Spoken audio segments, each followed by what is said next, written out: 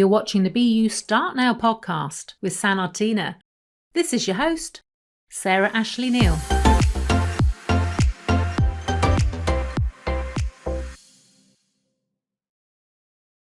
Our guest today has practiced and taught meditation for 2 decades.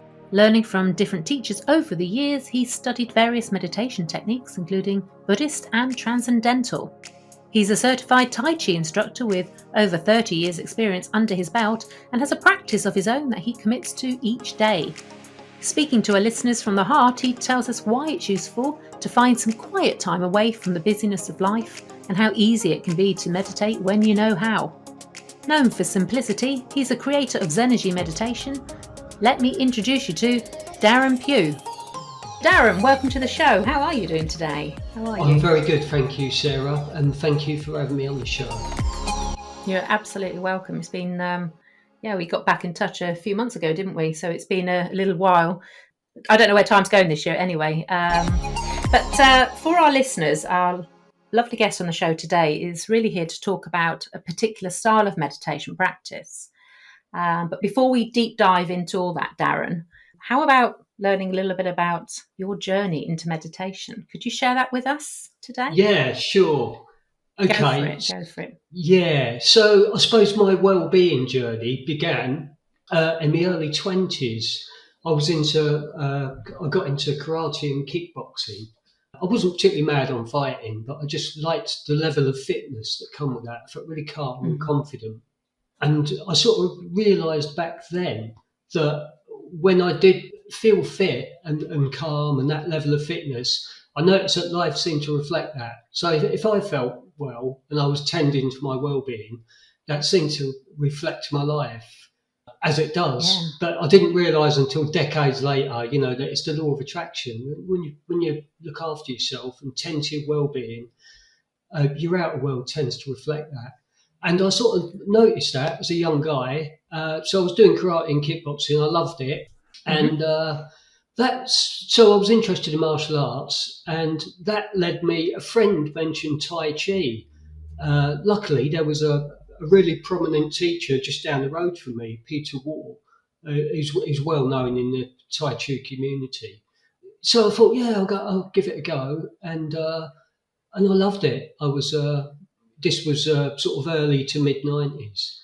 Wow, okay. Yeah. So you've been doing meditation a while then, haven't you? Yeah. Tai Chi is a form of meditation in movement. It's like doing Kung Fu in flow motion. I think, the old masters back in the day, to perfect their fighting techniques, they would slow right down to perfect their techniques. But it turned out that was really therapeutic. So it turned out to be, for thousands of years now, a therapeutic exercise as well. Yeah. Yeah. So it was Tai Chi that sort of awakened me to the importance of having a relaxed body and a calm mind in order to perform better. That really makes sense. Yeah. Yeah, that makes sense, Darren, because I really loved what you said just now about the flow. It's Tai Chi could be considered in essence as practicing Kung Fu in flow motion. In flow motion, that's it. And because you're slowing the movements down and being very precise and mindful, which is why it's meditative, you slow down internally. Your thoughts slow down, your heart slows down, you start breathing properly, slow and deep. And it's got all that going on. And Tai Chi is fantastic. The one thing I would say about Tai Chi is that it does take a lot of commitment and time, but it's an ongoing thing anyway. There's little tricks you can take from Tai Chi, little tools, and I will show you a couple a bit later on. But so it was Tai Chi that awakened me to the importance of having a calm mind and a relaxed body, because I'd always been really hypo and full of energy, and I just loved the idea of that. So I started researching, reading, studying different forms of meditation, sitting meditation. Okay. Yeah. So initially I researched a lot of the Taoist practices of ancient China that are related with martial arts. I started going to a lot of Buddhist workshops and stuff, and trying different and retreats, and studying various Buddhist techniques. And then in the very early noughties, I became a student of transcendental meditation. And Okay.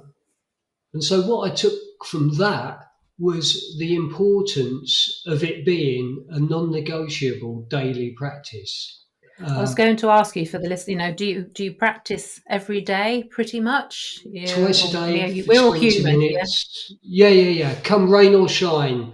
But the irony is with meditation is that the busier you are and the more hectic your life is, the more beneficial it is. So, Mhm. I mean, as Gandhi said, I'm so busy today, I'll have to meditate twice as long. Yes, You yes. don't, Well, they yeah.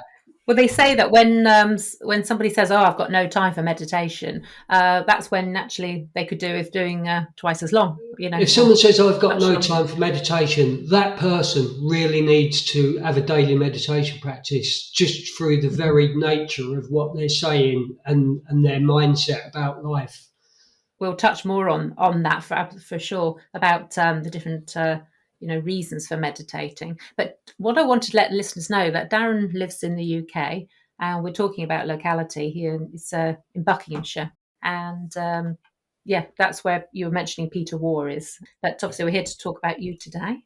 Yeah, Have you travelled to any monasteries ever, just out of interest, or is but it? no, mainly just in this country. And to be Mhm, fair, I'm a sort of regular Jack the Lad kind of guy. I've been a painter and decorator all my life. Obviously, my meditation and fitness has run alongside of that.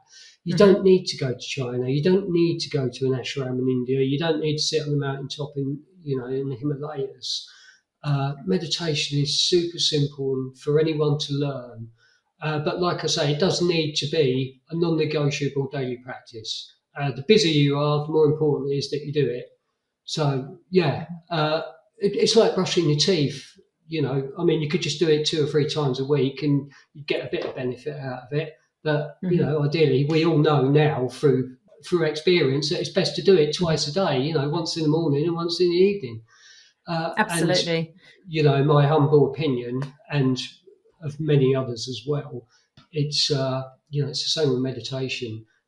You can dip your toe in and out, but to get the full meditation Monty, it needs to be a daily, non-negotiable Daily daily wellness practice, yeah. practice. Yeah, it seems counterintuitive to a lot of people to be sitting and slowing down internally and getting quiet when we've got so much to do and life is so busy and frantic. But Mhm. the simple process of doing that, uh, it cultivates more vitality and zest for life. And you find that you're more creative and productive and you achieve more with less effort anyway. So Yeah, it's a win-win, yeah. really. The benefits of meditation are absolutely huge. I mean, one thing I will add, and I'll always say to my clients and my listeners, is that unless you start, you're not going to sort of build up a practice. And there is something to be said for even just trying for a couple of minutes a day and building it to 5 minutes and 10 Oh, minutes and 20 minutes. absolutely, absolutely. Because I think from my experiences, even I remember years and years ago, I was talking to someone around yoga, and they were very strict around their yoga practice, which was great. What they were also saying, well, if you're not going to do it properly, don't do it at all, which was a little bit of a scary approach. And I think it can turn people off. And people want to give something a go, and they could be a bit nervous about doing it. They may not know how to do it, so they don't get started. And if they think they've got to sit and do it 20 minutes straight away, that can be overwhelming. So would you agree that this getting started is a main thing, and doing something regularly daily and building up Of course, that time? absolutely. Yeah. I'm, I mean, of all the different types of meditation, it's just great. And with the mindfulness thing that's been going on, for the past few years, it's become massive.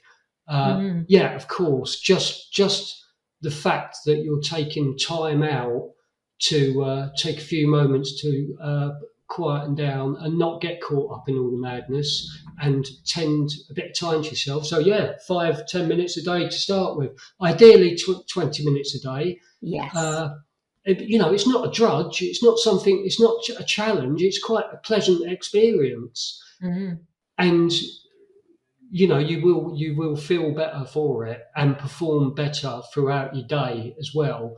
But as you say, just 5 or 10 minutes To uh, build up, is yeah. is totally better than nothing at all. I think from experience, I've been meditating now pretty much every day for a good few years, and I can honestly say that once you start doing it, you actually notice when you don't do the meditation. And also, I'm sure we're not on video today, but how many people can put their hands up in the air and say, "Oh, I'd love to sit for 20 minutes." It's something actually. It's a blessing, and it's something to embrace, isn't it? Let's move on a little bit and talk about, and feel free to bring in any of your experiences as we go along. Don't feel, we have to, it's all been said and done. So if there's something you think, oh, I'd like to tell the listeners that about your experiences, please add that, Darren. Um, Yeah. Today, as I said, it's audio and we're doing a little bit of practice and introducing some tips. Can we talk a little bit about your Zenergy meditation? I absolutely love this word. How did you come up with it? Zenergy meditation. Okay, so Zen meditation, the name is quite new. I came up with that in lockdown when we was Hmm. all shut up at home, because my website used to be called Creative Warrior Training, and I realised that people were getting the wrong idea about it. Some people thought it was religious, which I would have thought creative warrior means, it's about contributing to life in a positive, healthy way. Hmm. And I've got these people signing up for my Facebook page. They're all just seeing the warrior thing. And Right.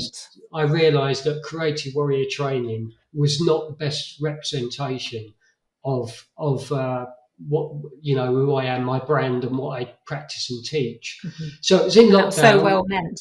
Yeah, absolutely. And so it was in lockdown and Zenergy meditation. And I've Googled it, see if the website was available, and it was. And then I've got my logo made up as well. And Brilliant. that was that. So the name is quite new and I love it. But the technique that I practice and teach, I've been, practicing for best part of 20 years. It does sound like a good practice that you've put together there. Can you talk more about the process, just a little bit, because obviously you don't want to give too much away, and I know you've got some other tips that you want to include. So, what's different about Zenergy meditation? Yeah, okay. So it's a super simple technique. You practice twice a day, once in the morning, once in the early evening, sitting comfortably upright in a straight back chair with your feet on the ground. So there's no need Hmm. funny cross-legged or anything like that, which is a really Great. bad idea anyway. And Mm. so essentially, it's a mantra-based meditation technique. So I give you a meaningless meditation sound or mantra. It's got no meaning. It's got no mystical symbolism or anything weird like that. It's just a vehicle for the mind to guide the mind into a increasingly quiet and quieter level of stillness.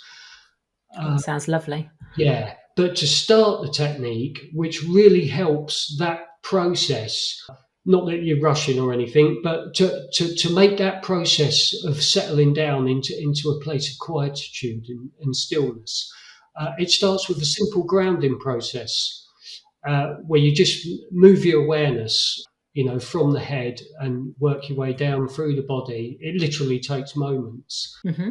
From the offset, you're feeling much more comfortable and grounded, uh, and Brilliant. it just makes the whole meditation so much easier. So life is busy, it's fast and furious. Most of us are all living from the neck up, which, as they say in the martial arts, makes you all top heavy and easily toppled. If Hmm. you're living in head, and then now something else has gone wrong. Oh, it's just all head stuff. So when you bring yourself down into your body, you bring your awareness, your energy, your consciousness down into your body. You're more stable, you're more grounded, you're more Hmm. resilient, and it just gives that the mind a rest. So it just starts the meditation process off so much better, makes it so much easier, and the beauty is with the grounding processes, you can use that as a little mini meditation for an in the moment confidence, energizing boost. You can use that anytime throughout the day. It can take two or 3 Nice. minutes. Yeah, if you wanted to do it for a bit longer, you can Nice. do it longer. If you're busy at work and you've just got a quick break and you're sat in your chair, you've had a mad day and you just want to bring yourself back into presence and calm yourself down a Hmm. bit, you can do this process anytime, numerous times throughout the day. And the more you do it, the better you get at it. I mean, meditation is a practice. That's why it's called a practice. So you can do it. You can do it at work. You can sit in the office and get away from all your colleagues for a couple of minutes, and the benefits of that are Yeah, and get away from the drama and distraction of your own internal mind chatter as well.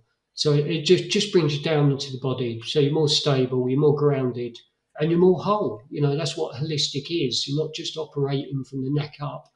You're no. operating from the whole body. You feel comfortable in your body. You're grounded in being rather than stuck up in your head, which is all doing. Yeah, and that's brilliant, because that's my my ethos. I mean, about creating a holistic wellbeing mindset, and mind body connection does exist. It is real. And talking about, you Absolutely, mentioned the word absolutely. mystifying, and it's true. You've come across it yourself, I'm sure, when you've spoken to people and they've said, "Oh, meditation is all airy fairy," or or they think Woo it woo. is very mystical. And yes, there are different types of meditations, and we all may want to practice it in different ways. But coming back to your technique, the idea is to not have expectations. I remember you saying that to me the other day, Yeah, it's really important. Yeah. because I know some people bring that to a meditation. What's your take on that? Yeah, it's a good question, Sarah. So I strongly advise my students to not have expectations of their meditation Hmm. practice, because expectation is just another form of busyness sneaking through the back door. If you've got expectations, rather than, it's more a process of just ease into the meditation and take it as it Good comes. idea. Yeah, so that's the way. If you've got expectations, it's just another form of busyness, and it's more mental activity and doing, where you just want to be coming into a place of being. Okay. So you go through the grounding process, then which just takes a few Hmm. moments, probably 2 or 3 minutes, however you feel on the day. It's quite flexible how long you do that grounding process for. It could be 1 minute. Hmm. Then you slowly start repeating the meditation sound, the Hmm. mantra, and this will. You just stay with that. You repeat it slowly and comfortably, and what happens is that acts as a vehicle for the mind, and it just takes you into a place of stillness, where the thoughts gradually start to subside, and you get to a place of quiet. Mm. So yeah, so there's no mental gymnastics. Brilliant. It's not visualization. It's not guided Hmm. meditation. It's a very simple, natural meditation process uh, that you follow, and it takes you to a place of stillness. Obviously, there can be different. Just like your workout of exercise, you can have good days and bad days. Some days you think, "Oh, I want to do that. I didn't really get a lot out of it." Mm. It can be the same with meditation. It Yeah. is a practice. But generally, the experience is, although you don't expect Hmm. it, you just go with it and take it as it comes, is about 10 minutes in, approximately, you'll start to, you'll find that your muscles are relaxing, physical tension is releasing, the mind is calming down, Hmm. your heart rate slows down, your breathing slows down, you become very grounded and comfortable, and you just hang out there. There's no intention. There's no agenda. Sounds lovely, actually. I'm Yeah, I'm already feeling it myself sitting here. yeah. And then you come out of that, and then you dive back into the madness, and you'll find that throughout your day or your evening, you'll be more calm and focused, Hmm. more energized. Not frazzled. Yeah, that sounds absolutely delicious. I hope the listeners are already probably thinking, "How do we do it? How do we do it?"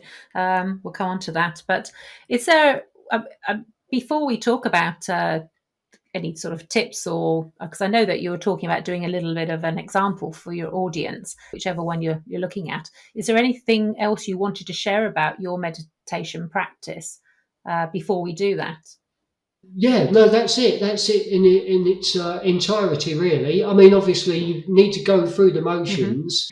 Okay, Yeah, so Darren, would you like to do a little technique for the audience today? Just a couple of minutes. Is that what your plans were? yeah. Well, there is things you can do throughout your day to bring you back into Oh, good. presence, What are and those? yeah, to calm yourself down. And we like to complicate things, but the most obvious one would be the breath. Hmm.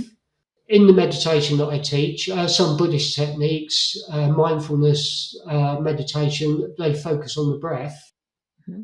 But as I was saying, I find, it's all good. I'm not being, criticizing other techniques or nothing. But I find that in the practice that I've practiced for over 20 years, you get to that point where the breath becomes so insignificant. I mean, obviously, you don't stop breathing because you die, the breath becomes almost unperceivable. You're in this lovely place of stillness, and you'll find that you don't breathe for ages. But if you're focused on the breathing, I've found that you tend to breathe then because you're thinking about your breathing. Yes. Oh, I haven't breathed, Yeah. took a breath for ages. So, breath meditation isn't what I teach, but the breath is a beautiful tool to use throughout the day. I mean, ideally, you should breathe like the Buddha all day anyway. If we was enlightened, but we're not. We get caught up, we get frazzled, and we start shallow breathing Hmm. from the upper Hmm. chest. We go into fight or flight, or into survival mode, what I call Yeah. it. Uh, and so you can use the breath throughout the day as often as you like, as often as possible, Hmm. ideally. And you can use the breath just to bring you back into present moment awareness and calm you down, and get you focused. So the obvious way to do that is to slow down your Hmm. breathing. So you're breathing low and slow into the belly, so that when you breathe in, the belly expands slightly, Hmm. and then when you breathe out, the belly contracts, just like a baby or a dog, because they're not stressed out. They don't lead the modern lives that we do. So if you notice when they breathe, a baby, on the in breath, the belly comes up just a little Hmm. bit. It's very Hmm. subtle, and then on the out breath, the belly sinks again. And a good way of gauging that and giving it a little bit of structure, just to make it easier to do that throughout the day, is box breathing. Okay. Would you like to So tell? Yeah, tell the listeners about that then. yeah. So you would breathe in for a count of four, Hmm. pause for a count of four, exhale for a count of four, Hmm. pause for a count of four, and so forth. Breathe in for a count of four. And this has all got to be done in a relaxed way. You can't force No. it. Uh, you don't want to create any tension in the belly. So yeah, some people do other numbers, longer numbers. I've been a conscious breather for years, and I can't exhale for a count of eight without my stomach tightening Oh, up, and, right. and Okay. you feel like. Um. So Yeah. I think four is a nice easy number for box breathing, and that pause is really important as well. It's interesting because I've trained in some meditation and done meditations, and I've gone to lots of different classes, and there's lots of different names for things. So box breathing is also known as square breathing. Have you come across that term? Yeah, Yeah, square breathing. So yeah, of yeah, course, yeah, it's the same thing. Yeah, it's just four yeah, parts it's to more it. for the listeners because they might be sitting there thinking, "Oh, box breathing, I've heard of that before." Or Yeah, it's more commonly known historically as belly breathing or diaphragmatic breathing. But it's that box that gives it a little bit of structure and makes it a little bit easier to sort of structure it really. absolutely, yeah. Some people who have done meditation before, some wouldn't have done it. Some people are probably dabbling with it at the moment, and some experienced people are listening. Yeah, yeah, Yeah, yeah. but they can relate to it because they've learned different techniques or different styles, and because you can breathe in for four and breathe out for eight, or you can. There's so many different variations, but the one you're talking about, which you find useful to help people with your technique, is the box breathing. So that's good. It's so simple. Lovely, lovely, Yeah, yeah. lovely. And that pause is important as well because a lot of people they do conscious breathing, which is great. They take nice, slow, deep breaths in and out, but that pause is quite important. So on the inhale, you're bringing that oxygen into your body, And that pause for count 4 is giving that oxygen and time to permeate your cells, in your bloodstream, and do everything that it needs to do to nourish the body. And then on the exhale, the exhale is the relaxing breath. And then that pause after, because a lot of people, if you're in a panicky situation, you will just breathe straight back in. Mm-hmm. It's like, because your mind's running too fast, your heart's racing. So you breathe out, and the natural tendency, if you are stressed out, is to breathe straight back in, because you feel like you're losing something. So that lovely pause, that's why the count 4 on each is so beneficial. It's such a simple little tool that you can use any time. Yeah, thank you for that, Darren, because again, I know a lot of people say, what's that pause for? And you've explained that well, thank you. Yeah. And I know on some breathing techniques you don't do the pause, but it depends on what the outcome you want, and what the type of meditation is all about. Yeah, absolutely. Have you got any other tips you'd like to share before giving us a little bit of a demonstration? I could give you a little Taichi flavoured grounding technique. That sounds great. That you could use. You can use. Yeah, you could use it. You can do it sitting down. Ideally, it's better stood up. I mean, you might be in the supermarket or in the post office, finding yourself being anxious and impatient. Yeah. It's not going to make the queue go any quicker. It's unhealthy. It's mental rushing. And we all do it to a certain extent, especially in this modern age. Yeah. So it's called soft belly tiger pause. Okay. You can, as I say, it's better standing up, but you can actually do it sitting down. Well, if I can just interrupt there, before we go on, a lot of our listeners may well be sitting down. They may be in the lunch break at work. They could be sitting outside in the garden. If they can stand up, that's great. But if they are sitting down, that's okay too. Yeah, that'd be okay for them. It is absolutely fine. And I'll also mention as a disclaimer, obviously, if you are driving, please don't do this in the car while you're driving or operating machinery. Oh, God, no. Either pause the video or forward it until you're in a safe space. So that, I think, that covers everyone. Well said, Sarah. Yep, go ahead. Yeah, take the floor. All yours. Okay, yeah. So it's fine to do it sitting I'll down. sit down. It's fine to do it standing up. So, I call it soft belly tiger pause. So to start with, it's very simple, but to start with, you're just going to very subtly and gently lengthen through the spine, as if you've got a fine thread attached to the very top of your head, and just feel it very subtly pulling you up. And what you'll find this does, you lengthen through the spine, and it draws the chin in just very slightly, and it opens the vertebrae on the back of the neck, and it draws your head, shoulders, and neck back into alignment. And you'll find that just doing this alone has an instant effect on your mood, just lengthening your posture. It's not a forced thing, it's very subtle. As I say, it draws the chin in, it opens the back of the neck, it brings the head, neck, and shoulders into alignment. And now what you want to do is just drop your awareness, your consciousness, your attention down into the belly. And just notice if you're holding any tension there, and allow it to soften. Because the belly is one of the places where it's quite notorious for us to hold tension. It's mainly the jaw, the shoulders, and the belly where we tend to hold tension. So you're moving your awareness down you've lengthened your spine, moving awareness down into the belly, softening, allowing the belly to soften. And now you're going to move your awareness down into your feet and get a sensation that your feet are like the paws of a tiger, and they're all spread out and evenly connected to the ground. So you've got this lovely grounding sensation. And that's essentially it. And you just do this and feel, and what you're doing, like we talked about earlier about grounding, we operate from the neck up. It's just bringing your awareness and your energy down from your head, down into your belly and out into your feet. So you're becoming very stable and grounded, very calm. If you're sitting down, it's just the same thing, but you would also probably sense your sitting bones on the chair a little bit more as well, which is quite close to your belly.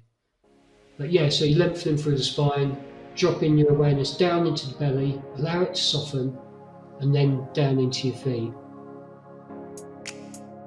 It was really lovely, and that was really well explained. I really enjoyed that. Thank you so much. And I hope the listeners felt the same. Any last tips that you've got for us today? Any takeaways? Yeah, so well-being is wealth. The best investment you'll ever make in life is in yourself. Uh, I can't overemphasize the importance of a daily meditation practice, although there's lots of other things you can do throughout the day. And I've given you a couple of in-the-moment tools you can use to become more grounded and present, the breath and the grounding practice. Other than that, I would just say that to look after yourself, meditation is super important. Physical activity, even if that's just getting out and walking in nature. Another good little mindfulness practice, if you watch telly in the evening, is to just mute the ads. So that's 5 minutes. You could do that with your family. It's like mindfulness for the whole family. Just turn the blooming things off. If you're watching telly throughout the evening, that's like 5 minutes every 25 minutes. So there's little things you can do throughout the day to bring a bit of mindfulness into your life, and it's all good.